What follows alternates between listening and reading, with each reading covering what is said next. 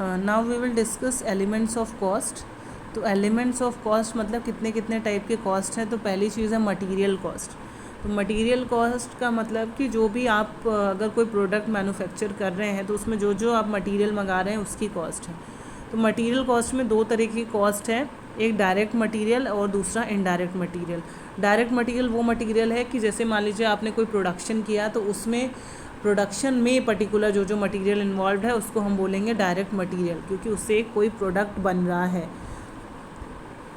Indirect material क्या करेंगे कि जो उस प्रोडक्ट को मैन्युफैक्चर करने में यूज़ नहीं हो रहा है, या कह सकते हैं कि फाइनल प्रोडक्ट जो आपका बन रहा है उसका पार्ट नहीं है, बट उसको एज अ सपोर्ट प्रोवाइड करने के लिए वो मटेरियल मंगाया गया है, उसको हम बोलते हैं इनडायरेक्ट मटेरियल।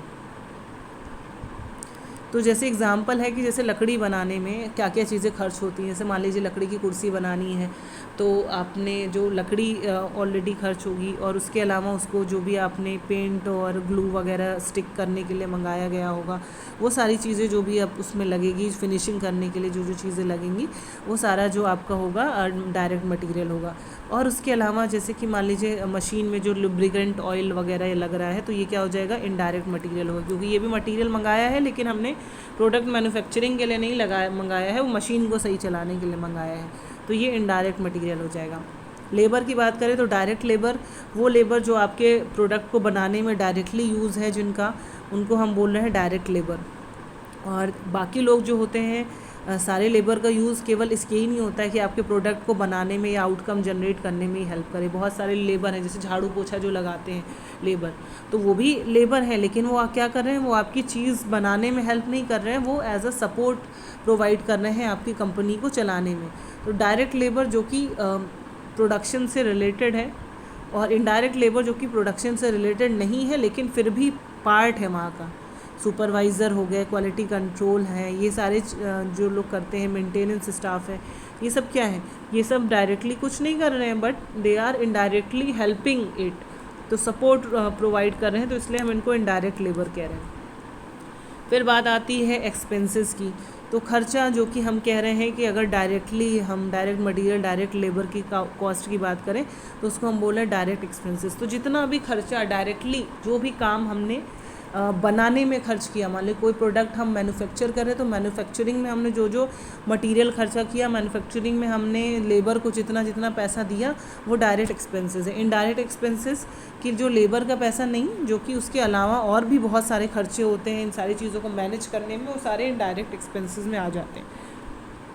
फिर बात करते हैं कि ओवरहेड कॉस्ट क्या है। तो ओवरहेड का मतलब जो भी इनडायरेक्ट कॉस्ट है उसको हम ओवरहेड कहते हैं। ओवरहेड एक तरीके से ऐसी कॉस्ट होती है जिसको हम एनालाइज नहीं कर सकते। ओवरहेड हम इस तरीके से कह सकते हैं कि जो कि एक्स्ट्रा है।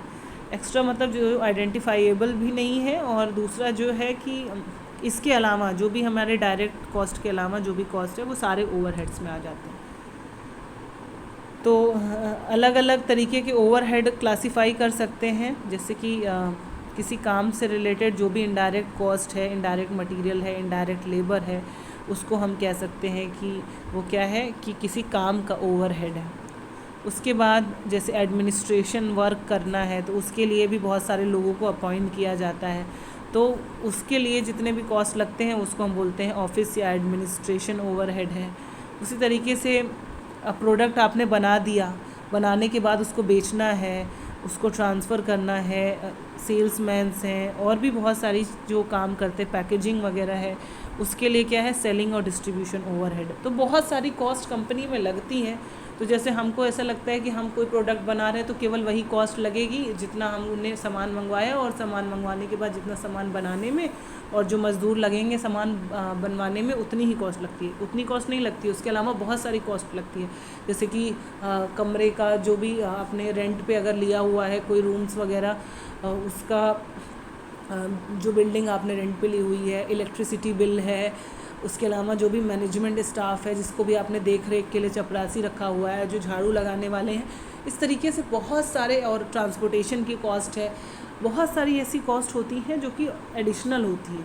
तो इस तरीके से डिवाइड किया गया है। पहले तो मटेरियल में डायरेक्ट इनडायरेक्ट मटेरियल है, क्योंकि मटेरियल भी बहुत सारे काम के लिए आएगा, प्रोडक्ट के लिए भी आएगा और ओवरऑल चीज़ों को मेंटेन करने के लिए भी आएगा। तो वो कॉस्ट हो गई मटेरियल जो आ रहा है। दूसरी कॉस्ट हो गई लेबर की, जो डायरेक्ट लेबर है जो कि मैन्युफैक्चरिंग में काम कर रहे हैं, और सपोर्ट करने का जो काम कर रहे हैं इनडायरेक्ट लेबर है। उसके बाद एक्सपेंसेस हैं जो कि डायरेक्ट है, इनडायरेक्ट जो कि डायरेक्ट खर्चा भी हो रहा है, जो भी मटेरियल लेबर में डायरेक्ट में आ रहा है एक्सपेंसेस में, इनडायरेक्ट जो भी एक्स्ट्रा खर्चा हो रहा है, और ओवरहेड में सारे एडिशनल जितनी भी कॉस्ट है सबको मिला दो तो हो जाएगा ओवरहेड। तो these are the elements of cost जो कि ऑलरेडी इस लेक्चर में हमने डिस्कस कर लिया है। तो इतना ही हमारे लिए सफिशेंट है जानना।